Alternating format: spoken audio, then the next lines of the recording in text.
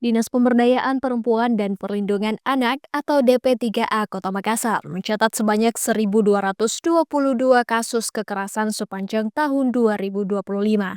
Data itu berasal dari 3 sumber layanan yaitu UPTD PPA, Puspaga, dan shelter warga di tingkat kelurahan.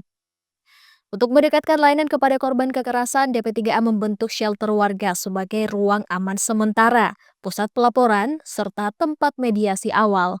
Sudah ada 103 dari 153 kelurahan di Makassar yang telah memiliki shelter warga. Shelter-shelter itu dikelola oleh warga yang telah dibekali pelatihan, SOP, serta pemahaman tentang kerahasiaan korban. Pada tahun 2026, DP3A menargetkan pembentukan 10 shelter tambahan. Seluruh layanan DP3A termasuk konseling psikologis dan bantuan hukum diberikan secara gratis. Pemerintah Kota Makassar juga menyediakan rumah aman terpisah bagi laki-laki dan perempuan untuk kasus kategori berat. Shelter ini adalah, di mana dia lebih dekat dengan masyarakat, dengan Oke. warga ya.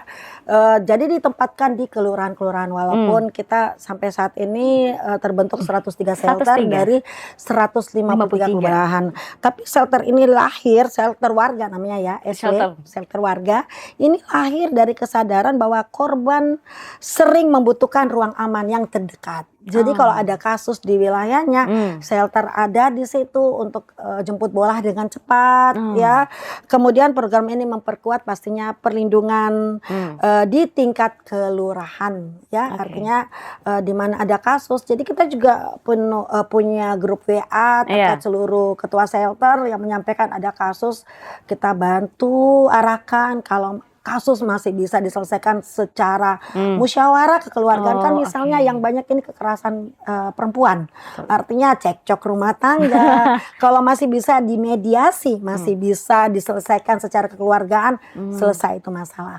Kecuali kalau dia udah tingkat lebih tinggi, artinya dia butuh konseling, butuh apa itu diarahkan ke UPTD PPA. Melalui program Sapa Mulia dan Forum Anak Makassar, DP3A juga mengedukasi masyarakat hingga tingkat kelurahan.